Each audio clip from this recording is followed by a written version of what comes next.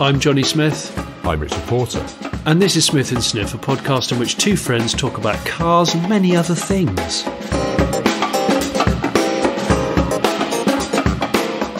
Welcome to another episode of Smith & Sniff, still from one of the Sussexes. Yes, we're in the showman's caravan this time because outside it's all got a bit busy with aircraft. Yeah, and sorry horses. About the last episode where there may have been a bit of wind noise, which wasn't there when we started recording, but that'll teach us for trying to record outside. Full disclosure, we're still here on Goodwood Festival Speed Weekend because of various boring logistical reasons.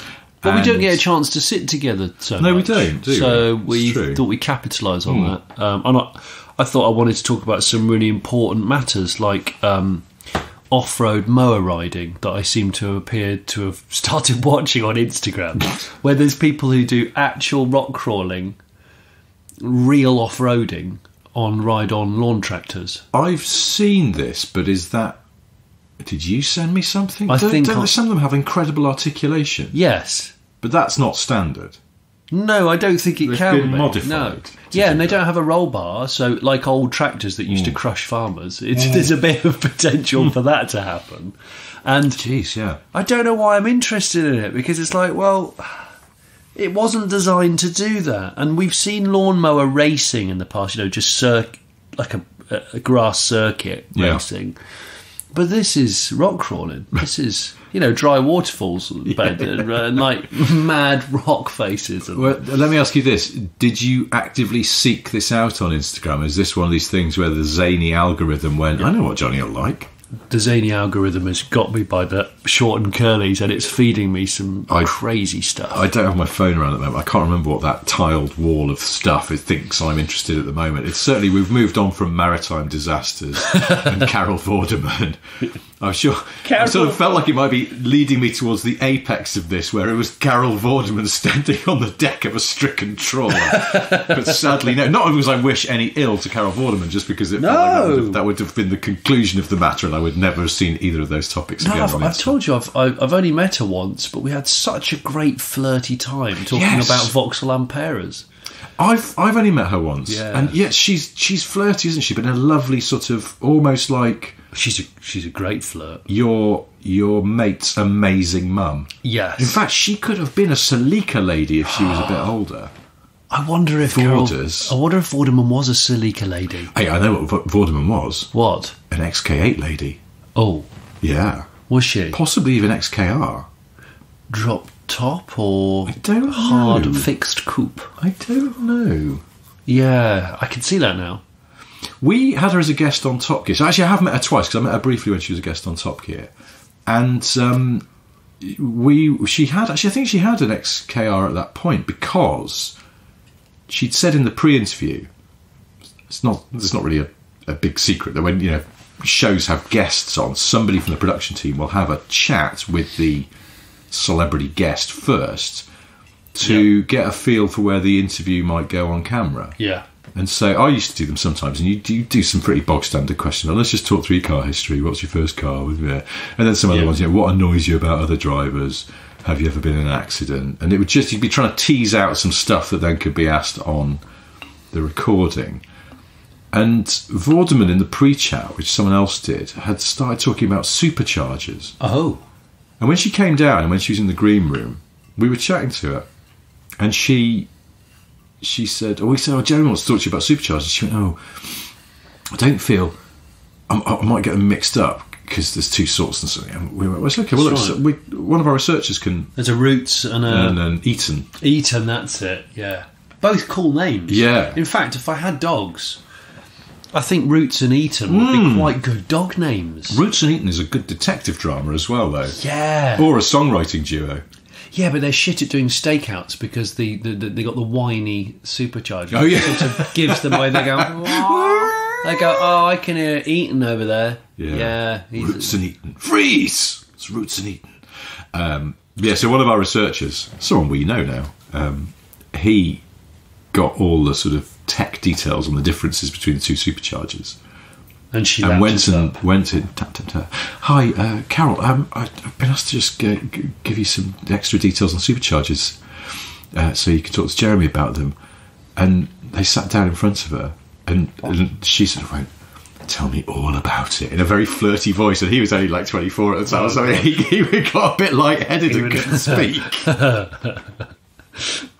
Anyway, where were we? I don't know. Instagram, lawn tractor off-roading. Yeah, but it's funny you should talk about maritime disasters, because it's not funny, but it made me realise lately that I think I watched one ages ago, and I had a dream a couple of nights ago about ships' final journeys where they ram them onto the beach before dismantling them. Yeah, they do that. Is it in India, Bangladesh, maybe both? Yeah, there's a lot of it happens over there, and it's that the very last time that ship floats and its engine runs, and it's kind of like, it's so dramatic. Why is the final days of it? Why are the final days of a ship somehow more sad than those of a car or an airliner, or are they not? Maybe it's all the same. I don't know. It's a good question. Well, maybe do they live longer typically? Yeah, and there's a sort of quiet dignity to a ship. Yeah, it's a bit like when you see people hacking a whale that's sort of gone into a shallow ground, and I find that sad. Do you know that story?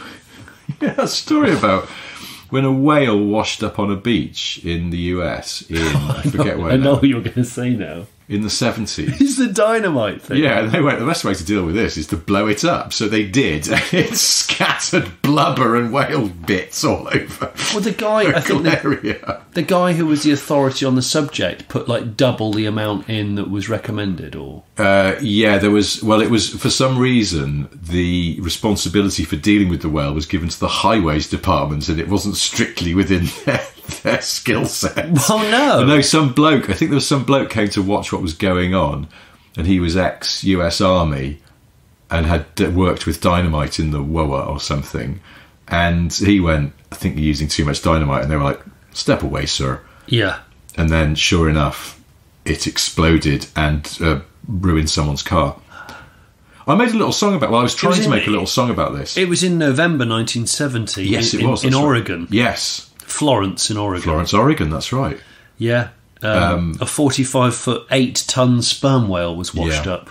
Yeah, just in case you want to know, and caused a horrendous stench. Yes, I started making a bit of music about that because I thought it was such a funny story, and for some reason I thought that the idea of a track called "They Blew Up the Whale" was quite eye-grabbing. Yeah. And I started recording the story of how this all happened using an artificial American voice, but it got really fiddly and I gave up. I might play a little bit at the end of this. But yeah, that was the only way to get rid of the whale, they thought, because if they buried it, it would get washed back up, and they couldn't roll it in the sea because it was too heavy. Yeah. So they blew it up. I just think it's a very bad idea. It just seems like the worst idea. Yeah. No, a huge bit of blubber fell on someone's car and basically bent it in half. And he'd only just got the car as well. Yeah, I'm just reading this quickly because I do remember bits of it, and it is like a fever dream. The agency responsible for Oregon beaches, the Oregon State Highway Division, now the Oregon Department of Transport, was called in to remove the whale after consulting with the US Navy and munitions experts. A chap called highway engineer George Thornton decided to treat the carcass as a boulder and to use dynamite to dislodge it. I like the word dislodge. Yeah. I think they might have overcooked that. A crowd gathered a quarter of a mile away. Engineers expected the whale to explode into small pieces which seagulls and other scavengers would take care of. Yeah. When Thornton gave the signal, the dynamite was set off. 1/2 ton of dynamite. Yeah. Shit. Yeah. Too much dynamite. The beach erupted in a 100-foot high column of sand and whale. Yes. There's footage. It's like a mist of whale blood. Oh God! Across it's revolting. It started because also the whale had been dead for a few days. So it was raining rancid whale flesh. It was absolutely revolting. And a bloke with like a nearly new Oldsmobile with a huge chunk of whale landed on it and smashed the roof in. Oh my God! There's a great news clip. This is where you can see the footage. There's a news clip from the local news channel. And I just found the quote because I wrote this down when I was working on this track. the reporter who's covering this, the best line from the thing, I'll put a link to this in the Patreon. He says, "The blasted blubber beyond all believable bounds." Oh my gosh, blubber blasting. Blubber just blasting. sounds like some sort of Zumba class, you know, like, that you might come and blow up your inner whale at our Zumba class. Oh, Now, well, since we're still, I don't know here, why we're talking about. It's because of boats being rammed at the shore. Oh yeah. In my dream, to just put context to this, Yeah. I thought this could be a great new sport. What? Well, you know, like you have banger racing, I suppose, and that kind of sort of morbid stuff. Yeah. So you gather together a grid of boats on their last journey, Yes. and you have to hit VMAX, and then you measure the distance onto shore which it gets, and the winner. Oh. So it's sort of like beaching drag racing. Well, hang on. What's the game where you do that? What you put It's gold. sort of like bowls, isn't it? But It was sort of dead shit bowls. Yeah. Bool. Bool.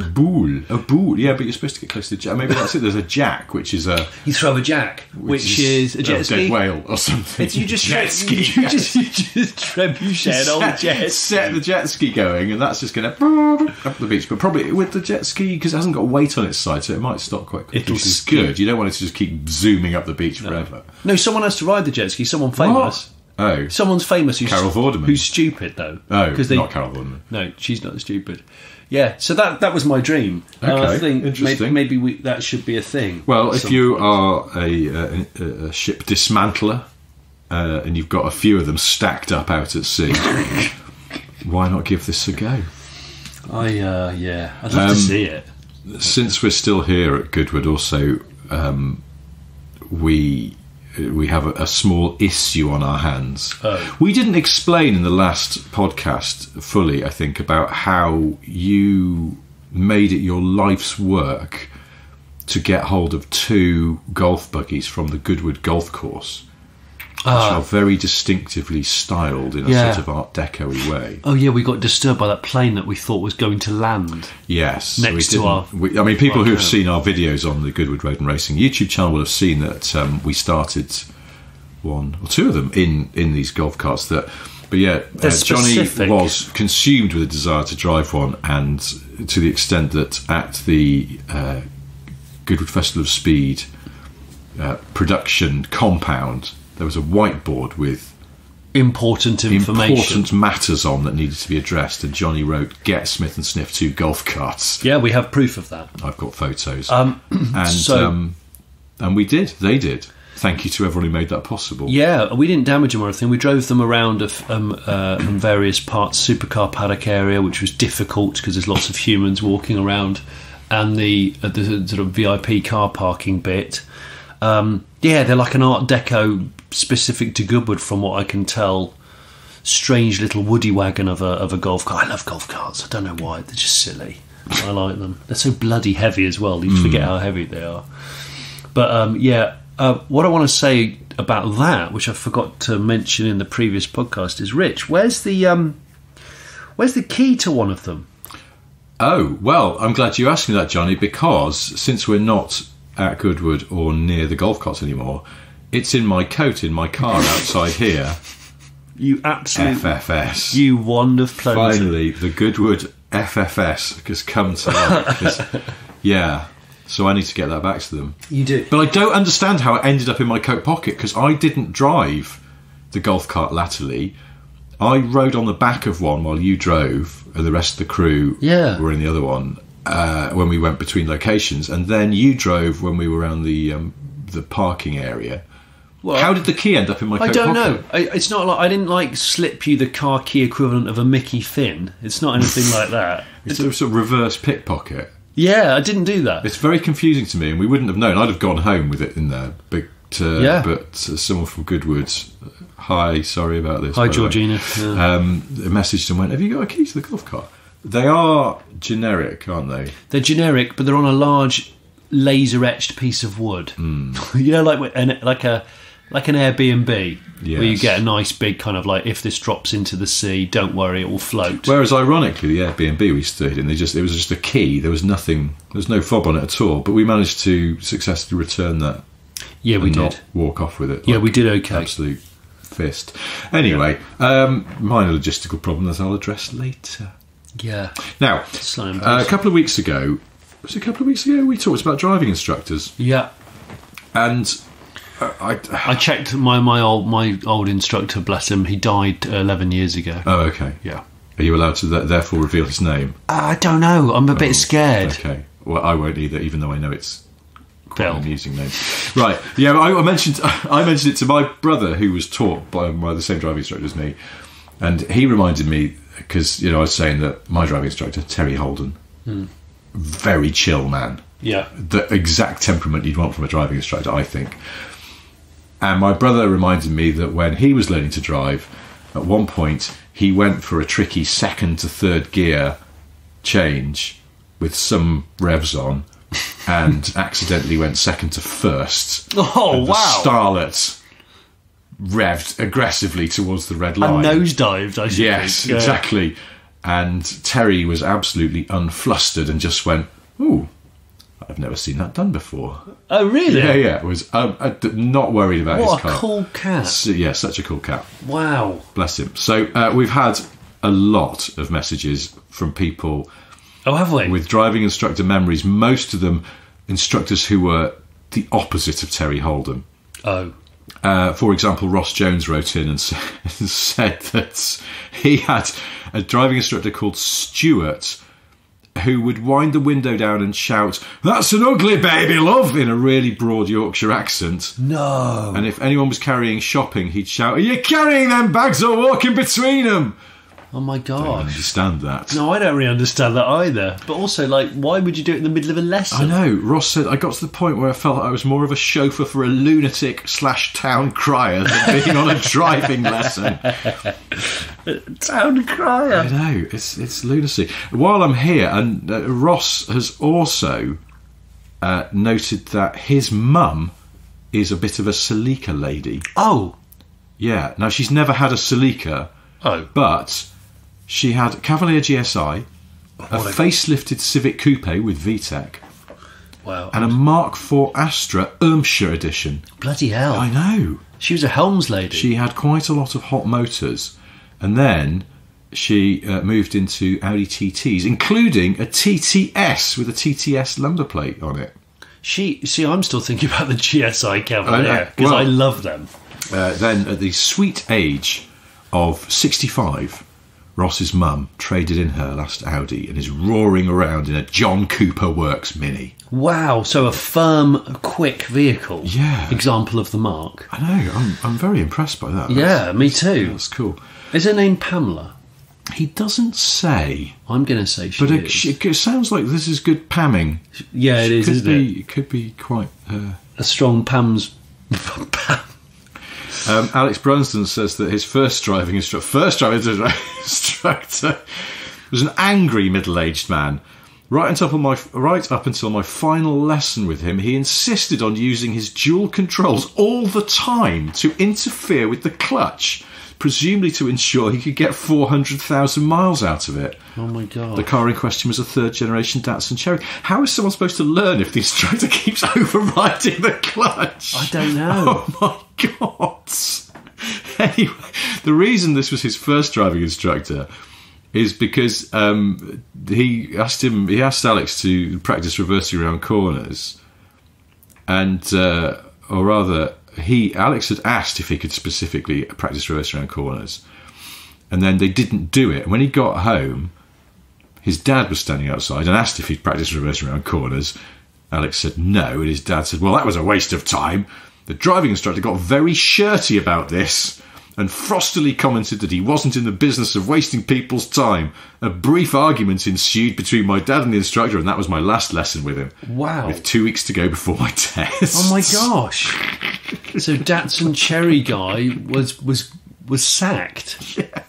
Oh my God. And he had to get a new instructor who had a Vauxhall Nova which was pinking.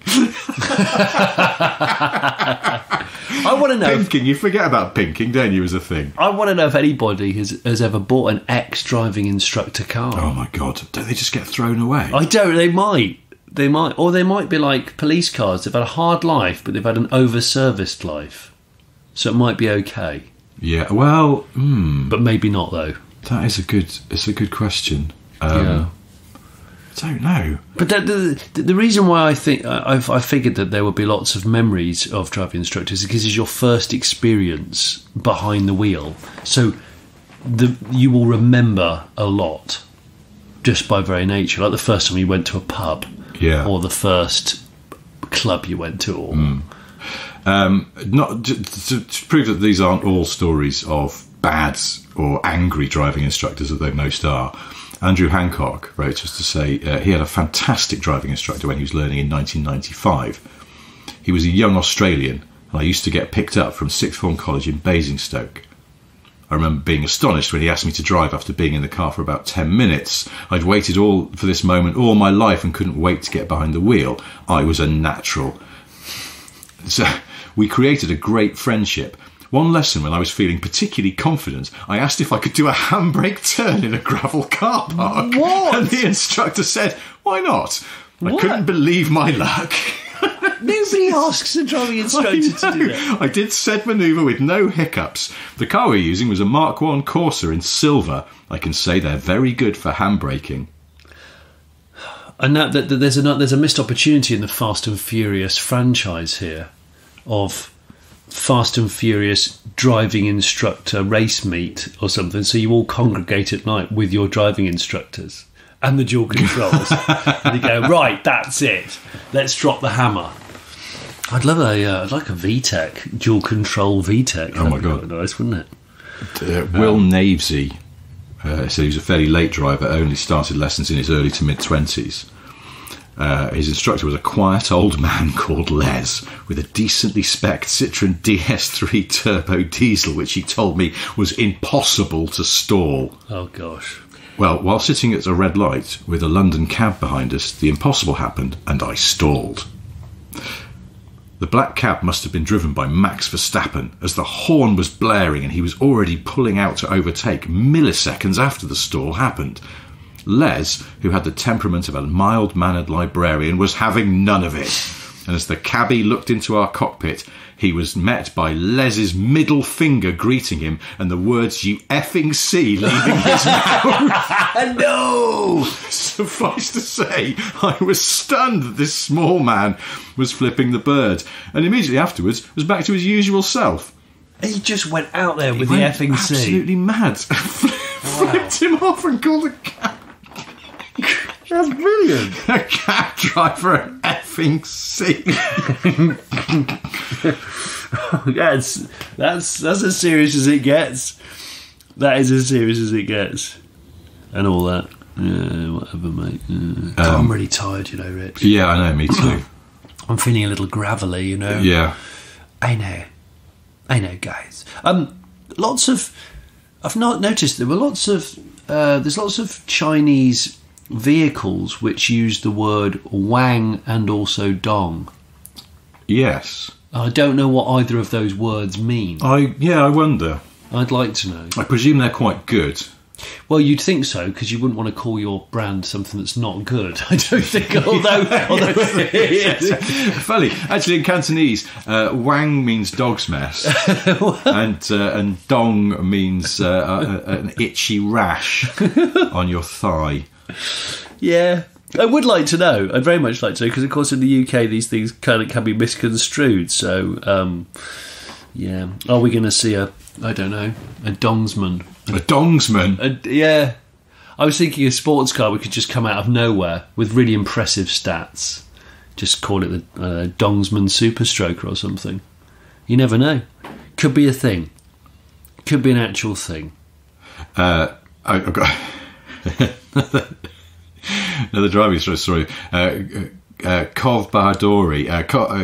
Kov was the guy who was at the Bicester live show who he had the Saxo VTS with the 16 valve badge on it that looked like it said his name. Yes. Remember that? Yes, I do remember his that. driving instructor was called Barry Bontoft.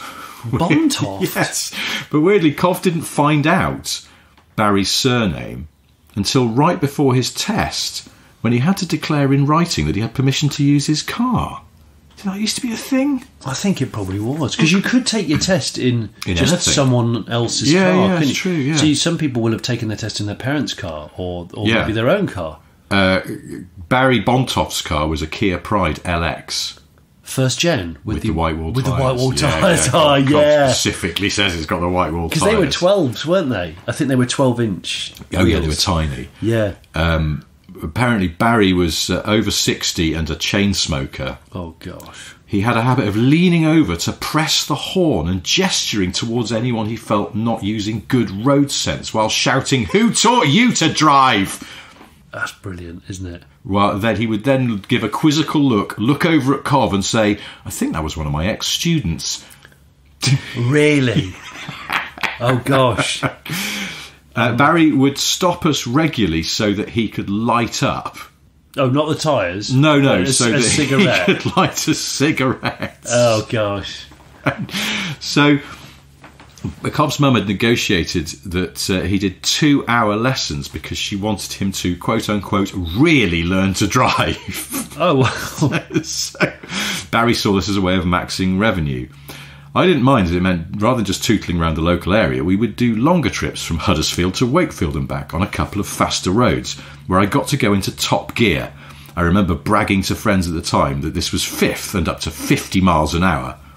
It was on one such trip I remember Barry going a bit quiet for a while.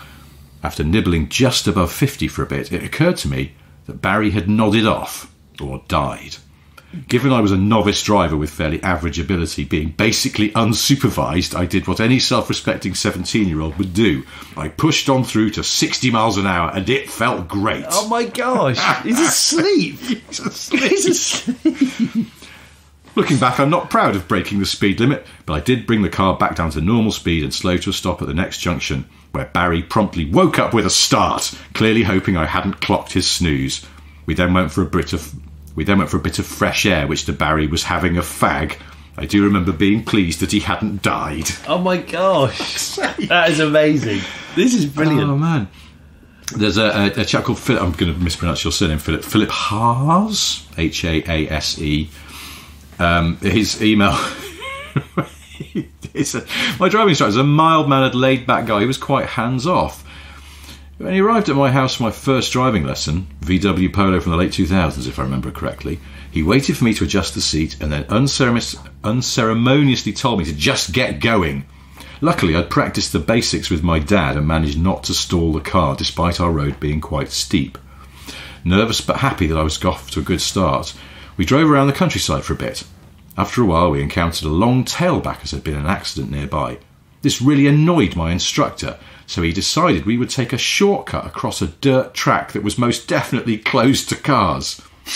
As I was driving and listening to the long grass in the middle of the farm track slap against the mighty Polo's bumper, I started to think this was an unusual first lesson. Then things got really interesting. Oh, no. It had rained quite heavily a few days before. As we came to a bend, we were faced with a very large and deep puddle. Not wanting to get stuck, my instructor said he would take over and navigate around the huge puddle using his pedals on the passenger side while reaching over to work the steering wheel. While doing so, he misjudged the width of the dirt track and the car slowly slid into a substantial ditch. Oh, no! On his first lesson. I had to climb across the passenger seat to get out. Oh. My instructor called his son, who arrived in a BMW X5, and towed the Polo out. The son then headed off in the Polo, and my instructor dropped me home in the X5. That getting dropped home in a completely different car. Your parents would be like, what's happened? You'd assume there'd been an accident, which I suppose there had, but not for the reason that he thought. Mike follows. He learned to drive in a Toyota Starlet, like me, but his was in Sportif spec. Ooh, which I think was the later Starlet. Sportif, before it became the Yaris. My instructor was a born-again Christian, with the personality but not the moustache of Ned Flanders. It was the 90s and smartphones were still some way off. But his favourite gizmo was an electronic pocket Bible from which he would pick passages to quote at his students. Really? Yeah. Electronic pocket Bible. I know. I've never heard of one. One week I happened to mention my dislike of people who claim to have psychic powers. His face lit up as he whipped out his iBible and couldn't tell me fast enough to take the next right and find a safe place to park. His fingers were practically smoking as he searched for the pertinent passage, which he regaled with glee and said, "So, what do you think about that?" I replied, "That's interesting," with as little enthusiasm as I could muster. I have a flashback every time I drive up Denham Road in the Town Moor area of the city. Oh my goodness! These are gold. Well, it's just golden. This one's quite. I don't think this even falls under the jurisdiction of "it was a different time." This is just bang out of order. But Rhys Godfrey, he's 27, so he's learning to drive about 10 years ago. So it wasn't really a different time. It was 10 years ago. His instructor was called John. He was around 60. My first lesson with him was an hour of basic driving in which he got lost and took me onto a dual carriageway. So we've established a really high level of confidence. Then, halfway through my first lesson, he announced he had to make a phone call and pulled an old Nokia out of the glove box. I pulled over and sat for 10 minutes while he hid at the back of the car having a cigarette and playing on his phone. What? Rhys says, being a Nokia, I can only imagine it was Snake. This is ridiculous. That's ridiculous. This didn't bother me too much as he taught young people to drive, so I thought he probably needed lots of cigarettes to get through the day. One thing that did bother me, though, was that he was a massive perv. He would always take me on similar routes that would go near a certain university towards a lake where lots of students would be jogging. Every time a female walked or ran past, he would break his neck staring and then would make some form of noise to show his interest in them or comment on, quote-unquote, the arse on that. Oh, my gosh. He would often encourage me to look at them also. Probably not the safest thing with a 17-year-old boy driving. Oh, my gosh. All my friends also had instructors called John, but none were the same person, and none of the others were perverts. He did do you a good deal, though, if you recommended a friend. They got a free lesson, and you got £20. But due to his perviness, I didn't recommend him to anyone, especially not my younger sister when she wanted to learn to drive. Pervy John. Yikes, I know. That's... Do you know what I did the other day? I checked the tyre pressures on my car. Yes. On a car that has not been on the road, thankfully, in a while. And as I went to screw the valve cap back on, the entire valve came out of the rim. And the tyre just went and it's just gone. That's it, instantly flat. That's weird. I know people recounting their dreams is not necessarily very interesting, but it's weird because last night, sleeping in this showman's trailer, I had a strange dream that I had driven my Range Rover to the Festival of Speed to sell it, and then when I looked down at one of the wheels, it looked like the tyre had come a bit loose from the rim in a way that I can't express. And when I prodded it, all the air came out. And I remember thinking, oh no, that's a nuisance. I wonder if anyone's ever got to the car park of a big event and gone, oh, I just can't, I haven't got the energy to leave. I'll just sleep in my car for a few days. Oh. And just do that. But if you're tactical and you're near some trees or a hedge, you can use that for toilet facilities. Yeah. Or washing facilities if you're desperate. I've always thought, since I got my 24 Tesla, about sleeping in it because, you know, you can leave the con running all night, or at least keep the car comfortable temperature and all that. And you can get these fitted mattresses for the boot. You fold the rear seats down. People sell shaped mattresses for Tesla boots. For Tesla boots, because apparently in the US it's quite a big thing. People go out. Do they call it? Yeah, they do. And you can buy. I think you can buy shaped shades for the windows because obviously that'd be the other issue. You can just wear an eye mask, I suppose. But yeah, you can certainly get all that for a Honda Element. Oh yeah, because I've got tailored window shades, real Honda ones. Really? Yeah. Oh, cool. Yeah, and little magnetic curtains, which all came from Honda. I bet you could get a shaped mattress then for that. Yeah. Does it fold flat though? Because the seats fold in a different way in that car. They hinge up into the walls, the sides. So then, what are you left with? A big floor area. A big van floor, which is rubber.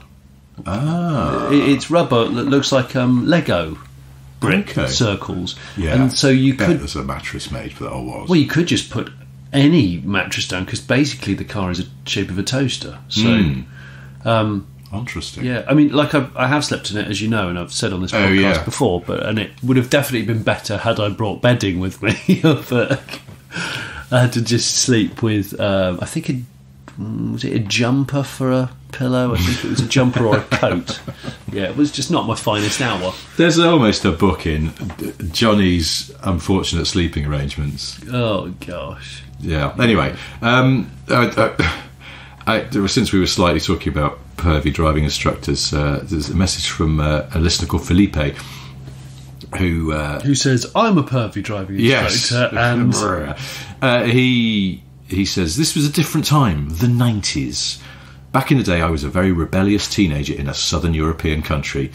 I like that he doesn't specify which one. It's intriguing. I've been driving since I was 12. Thanks, Grandad.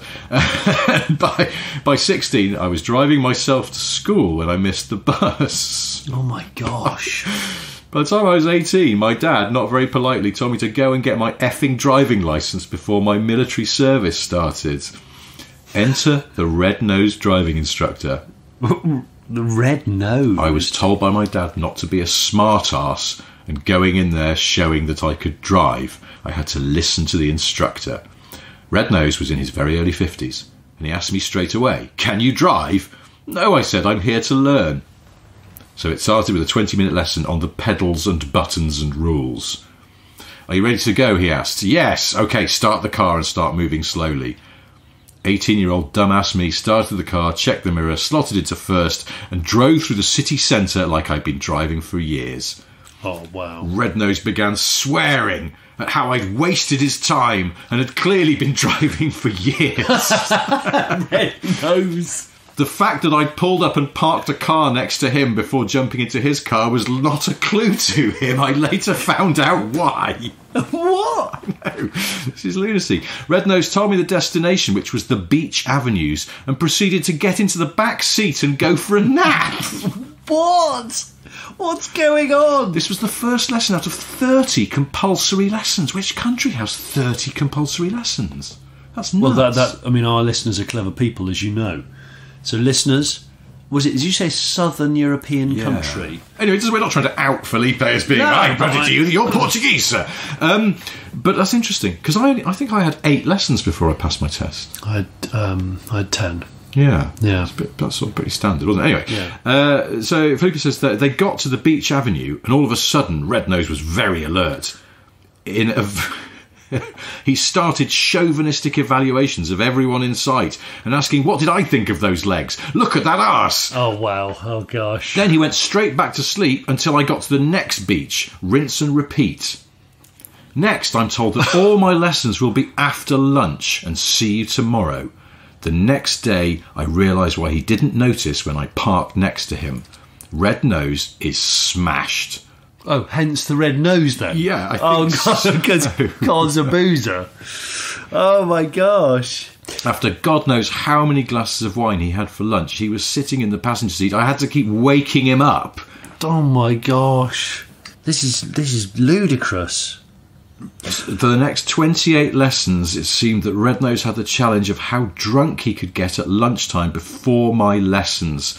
And boy, oh boy, was he focused on the challenge. I had 3 lessons where he didn't even wake up for the whole 2 hours. What? I just went for a drive. No way! This is the star. Sometimes he was just coherent enough to have a chat. However, he always woke up to appreciate the beach goers with the same colourful language. He could do a wolf call in about 57 different ways and never repeat the same inverted commas compliment. Oh my gosh. The driving school was well aware, but it was a different time, apparently. I remember driving vividly in the ever such hot summers. They seemed much hotter than the summers that we encounter now. And I remember being in a roadster, a lovely little slender roadster. I don't remember the badge. And we were all singing at the tops of our voices. There were 17 inside this car. And we were all singing at the tops of our voices, "Hey there, Georgie girl." Do you remember the song? And It was so lovely because there were already 17 inside the car, and then we called around at Howard's house, and Howard had a swimming pool, and he'd invited some others around, and before you knew it, there were 26 of us in this car, and it's a 2 + 2, and so it was just so much fun. The doors fell open at, I don't know, 50 miles an hour, but it was okay. Only cuts and scratches. Lovely, lovely time. I think we spent the day doing some falconry. I don't remember. we went wine tasting, and then we did some falconry. But there weren't enough gloves. So I had to use, I think I used a shoe. But the shoe got taken away by the hawk. It really was a different time. So that was my clutch shoe, and so I had to drive the whole way back. On my left foot was nothing, just simply a bare sole, and on the right a brogue, a very stout brogue. It was quite difficult because the car developed numerous problems on the way home, because we realised we'd gone for a day out 400 miles away, and it was raining and there was a storm. But it's okay. It was a lovely, lovely, sweet time, Richard. I wish you'd been there to appreciate these things. It was so... I close my eyes now, and I'm smiling within at what we did. So, as you were. Right. Now, we've had a message from a mysterious southern European nation from Felipe. Oh. And now we head to the fine nation of New Zealand. Oh. And a listener called Kingsley. Kingsley says, I don't remember much of my driving instructors, but I very well remember my examiner. Oh, okay. I don't remember mine at all. I don't really, but Kingsley clearly does. And well, you'll see why. It was 2012, and the test starting point was the local rugby club. I turned up in my mum's Suzuki Swift, a brilliant little car that came to my dad's attention after the Top Gear Winter Olympics special. Interesting. Oh. I went inside to await my fate. A number of other people went first. Each time it was someone's turn, a kindly older person would emerge from the back office and gently announce the next person's name. Peter, hello, I'm Mary, they'd softly say. Nice to meet you. Please don't be nervous. I'm sure you'll be fine. And so on. I was the last person left, and my examiner appeared. He had a glare on his face, as if taking 18-year-olds for driving tests was the last thing he wanted to be doing on a fine summer's day. He had a face like thunder and wasn't happy to see me. Kingsley, he growled. All right, come on, let's go, quickly. Figuring I'd drawn the meanest examiner in New Zealand, we got into the car and set off. The test actually went fairly smoothly, with him letting out the occasional grunt of approval. He also yawned loudly twice. Then we got to the identifying hazards part. In New Zealand, the examiner will have you stop at an intersection or traffic lights and ask you to identify several hazards around you. Really? Kids playing nearby, roadworks, that sort of thing. Okay. Unfortunately, on this particular day, we appeared to be the only two human beings left alive in the entire world, because for 3 intersections in a row, there were absolutely no hazards. Finally, at the 4th intersection, 500 metres up the road, I could see an old lady walking with a Zimmer frame. She could fall into the road and cause an accident, I offered desperately. For fuck's sake, the instructor erupted. Drive on, he said. At this point, I realised I'd passed the test as he was writing out a temporary paper licence. We joined the motorway back towards the rugby club.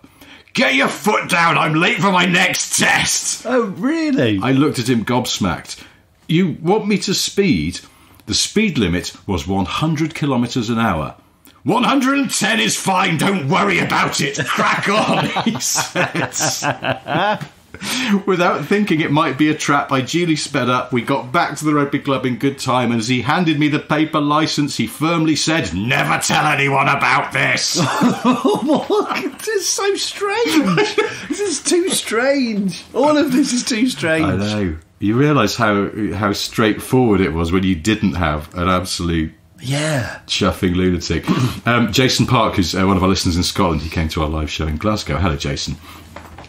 He said that his late dad used to tell him about a driving instructor called Alistair who had a gnome-style beard and a brown Fiesta diesel. Oh, really? I know that mine was blue, but the rest were all accurate, yes. Well, Alistair's dad used to claim that he was taught to drive by Alistair, and that if you went too fast, Alistair's beard would get sucked out of the passenger window, which was always cracked an inch for air, causing Alistair's face to become glued to the door. Although he admits that his dad may have been making this up. Gnome beard. But Jason says on his 17th birthday, he started lessons with an instructor, Tom, who had a lovely red Citroen DS3.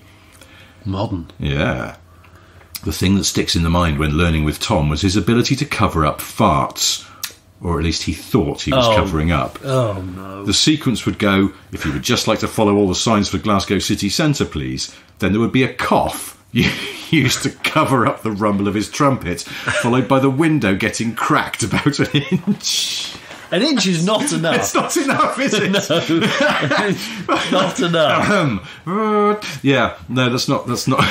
Oh, no. Just, if you're going to be trapped in a car with another person all of your working day, you've got to have the window all the way down before the event begins. Even in a Glaswegian winter. And I would say, learn which foods cause you particular issues in that area. Exactly. Because otherwise, that's just... we've got so many... Lentil and pea soup. We'll come back to... we're going to have to go for another episode of... I know, because we've got so many, and I'll be honest, I haven't had a chance to go through these, and so I can't even remember. We've had so many of these emails, and there's one here from a guy called Rich. Excellent name, Rich. Although I'm Pervy John, the driving instructor, it seems. That's as close as I can get. There's well, anyway, I'm going to come back to that one. I'm struggling. My brain is struggling to process through tiredness, and I'm going to ask if I'm the only person that has done this. Recently, I vacuumed a car out, which I don't do enough, but I do enjoy the process of it. Yeah. And I got down on a kneeling mat because I wanted to be closer to the pile. Yes. I don't know why though. I just did it, and yes. And I got the thin crevice tool on the vacuum cleaner, and I started to use it, hold it in my hands like a pen. Oh. Yeah, like I was writing a letter, but I was just sucking sand and debris. Was that not incredibly top heavy? Yes. But I just wanted to see if it was a good technique. And? It's okay. It's not quite... This just in. It's all right. It's not something I'm going to do every time. I'm not changing my whole repertoire. But no, I just thought I'd share that with you guys, because valuable insight. I wasn't sure whether it was a great idea or... And thanks to everyone that keeps reminding me of which roundabout the situation happened on. I think we all now know what roundabout it was. I think we do. And listen, something that was brought up by a couple of chaps that we sat next to while we were eating lunch at the Goodwood Festival of Speed. How you pronounce the place where you put a car to keep it warm and dry. Oh yeah, this was a really valid question. For Simpsons fans, the car hole. Yeah. But these two guys that we sat next to, they were... Well, one of them said that he had someone round to do some work on what I would call his garage. Yes. This guy is from Kent. Yes. And he said, let me open the garage. And this builder went, Or garage. Garage. Because garage is American, isn't it? Yeah. Garage. Garage. Sorry, beg your pardon. Yeah. And the builder accused him of being posh. That's right. Presumably added about 10% to his invoice. That's what he thought, yeah. He thought he was going to get overcharged. Now, years ago, I did a book. I did a Top Gear branded book about garages, and I did some cock-arsed research through Twitter asking people all over Britain whether they said garage or garage. Garage. And my findings were, and I sort of put this on a crap map in the book, that basically... If you're from, I thought, the south, from about a sort of diagonal line from the top of the Thames estuary down to the Solent was my belief. That's so precise. It's so Just trying to precise. paint a picture here. Yes. That you would say garage. Yes. But then I found out that you say garage. I say garage, but it took me a while. I sort of chanted it whilst trying to eat a Greek wrap. Yes. Which was very nice, but just very fussy. Luckily, no hoisin sauce escaped on that one. It was a source of deep joy to me that I think 2 people came up to us at the Festival of Speed and asked if you'd had a hoisin sauce wrap. Yeah, it's true. Yeah, with just. But trust me, listeners, I did encourage it, but he wasn't. I know you did, but I don't know. I didn't want to do it. But yeah, so I had to sit there and kind of say it over and over in my mind. Like, do I say because I do barn finds, so I'm in garages a lot. Yeah. And I went, do I say garage? No, I don't. I do say garage, but not garage. In the spirit of research, and particularly, I didn't get these guys' names, but the nice chaps we sat next to having a bite to eat at Goodwood. In order to try and solve this conundrum that we were all discussing while we ate lunch, do write in hello@smithandsniff.com and tell us where you're from and whether you say garage or garage. Yeah. And if you're American, are there any other ways of saying it apart from garage? Garage. Garage? I don't know. I mean, probably not. I'm just talking shite. Anyway, well, probably it's enough shite for now. We'll do some more driving instructor stories once I've had a proper sort through them, because there's loads. There's loads, and I definitely need to come back to Rich's message, which seemed to imply that he had a driving instructor who was also a porn actor. No way. Nobody gets to the bottom of that. That is a cliffhanger. Before we go, 3 things to tell you. One, Johnny has a solo YouTube channel. Yeah. It's called The Laced Bagel Show, in which Johnny offers round dense bread products while failing to mention they've been soaked in brandy. If that's not to your taste, there's always The Late Break Show, lots of excellent videos on there. I got no fucking idea what's I know, because it's 2 weeks away, because we're having to record this early. I can see this coming, and I'm like, I don't know. Barn find, maybe? Or what else have you been up to? Yeah, well, it will have been out for possibly a week by now, but I highly recommend you watch it, because that's my job to promote it. I got to drive an unbelievable replica of the Mad Max Intercept. Oh, yes. A guy from Somerset built it, of all places, near Cheddar. And he let me drive it, and this year is the 45th anniversary of the Mad Max franchise, and there's a new film probably out now, Furiosa, so it's sort of bringing the relevance to a younger audience. But yeah, the black car, the last of the V8s, is the icon, and he built it, and it was so exciting. It's probably the most photogenic car of all time. It doesn't matter where you photograph it. I was driving it down some quite sensible, leafy, narrow lanes, not the Australian outback, and no maniacal biker gangs, unfortunately. Oh, well. But it was 2 days before Glastonbury, so lots of chill delivery vans getting in our way when we were filming it. But you don't know that because we edited those out. Oh, okay. Yeah, so there's that. The magic of television / YouTube. Yeah. Second thing I've got to tell you is that, I don't know. If you're also on YouTube, why not go and watch the things that we did for Goodwood on the Goodwood Road and Racing YouTube channel.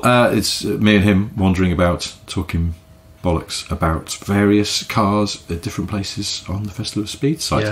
And tractors. And tractors, yeah. On the Cartier Style Lux lawn. One of my favourite things. Yeah, they're great. Third thing I've got to tell you is, do you know what the densest planet in the solar system is? Densest.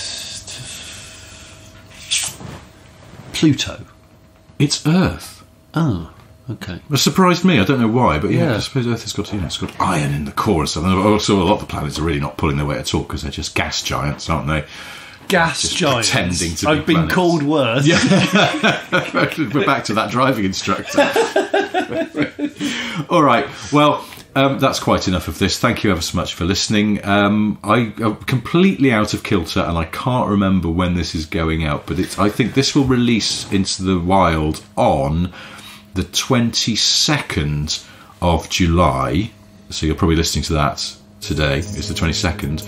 So next week's show will be us live at the Festival of the Unexceptional at Grimsthorpe Castle. Yes. And I can't wait. No. So hopefully to see exquisite examples of average cars. Yes. Hopefully we'll see some of you there. The rest of you will hear us talking about it next week. Until then, goodbye. CMTMB. On Monday, the 9th of November, 1970, a sperm whale came ashore on the beach at Florence, Oregon, on the northwestern seaboard of the United States. It was around 45 feet long, and it weighed approximately 8 tons.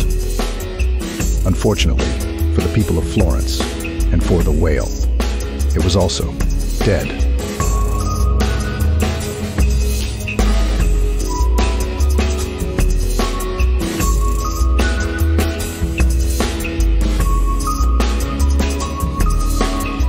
Due to a quirk of American administration, responsibility for dealing with this 8-ton problem fell on the Oregon State Highway Division, specifically Assistant District Highway Engineer George Thornton.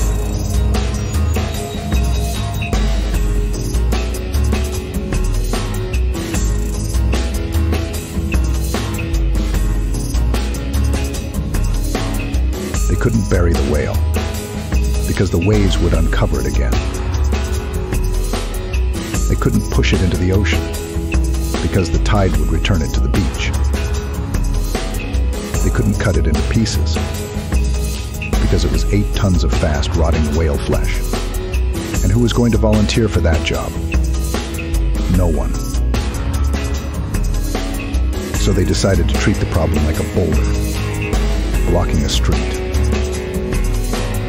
If it couldn't be buried or moved or cut into pieces, they would get 20 tons of dynamite and blow up the whale.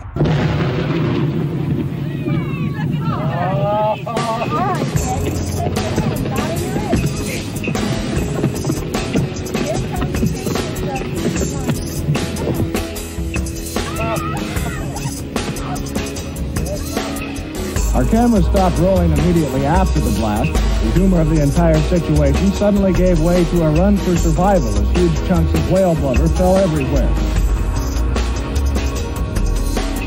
Pieces of meat passed high over our heads while others were falling at our feet. The dunes were rapidly evacuated as spectators escaped both the falling debris and the overwhelming smell.